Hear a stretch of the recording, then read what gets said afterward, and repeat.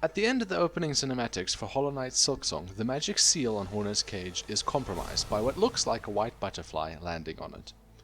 This sets the plot for the entire game in motion, and things would have been far worse for Hornet otherwise. Now, spoiler, I'm going to be covering a lot of elements all the way up until Act 3 for Hollow Knight Silksong, so if you don't want to be spoiled, don't watch any further.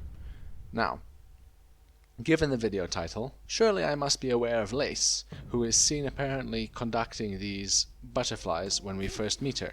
They appear even if you skip her fight in Deep Docks and talk to her in Shellwood instead. This also fits with the haunting controlling bugs and their corpses. As a side note, these don't seem to be the same species as Lumaflies from the first Hollow Knight game, given that these silk butterflies have tails and 4 wings, while Lumaflies have no tails and seem to have 2 wings. Now, in Lace's dialogue for these sections, people also point out that she knows Hornet fell from her cage and she wants to see Hornet struggle. But Lace doesn't use any silk skills or runes, despite literally being made from silk, perhaps because she is not a weaver. And we find out later in Whiteward that near-dead bugs have their soul converted into these butterflies, explaining the giant pile of bodies and also matching the description of silk in the Materium. So make sure you free any trapped butterflies. So it could be any one of these souls that have been converted in the Citadel, so we may never really know the identity of the butterfly that set Hornet free. But as we know, nothing happens by accident. The same butterflies lead you through the mist, although if I'm being honest I just booked it until I reached the organ because I'm stubborn. The trouble is, Phantom is seen controlling the steam and fog, but not even conducting the butterflies, unlike Lace. In addition, the other silk creature in the mist, the Wraiths, are trying to kill you.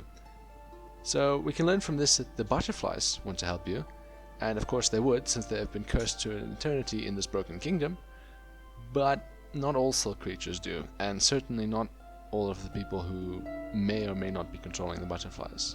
For example, Widow is trying to kill you. Now obviously it's not Grandmother Silk. She is not only asleep, but also the one who commanded your capture in the cage to begin with.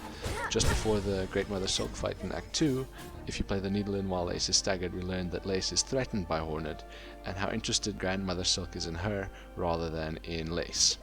This ties in with her rebellious nature, which is further explored in Act 3, and could explain why she would sabotage her mother's capture of Hornet if it was her. Yet, Lace didn't kill Hornet after she fell from her cage, which would have been the revenge throughout the rest of the game. She only seems to test Hornet. We see the needle-in prevents Lace from moving when we play it as well, so I have a suspicion that Lace cannot escape her mother's will any more than the other haunted bugs or similar silk creatures in the automatons of Farloom. That is, of course, until you weaken Grandmother Silk just before Act 3.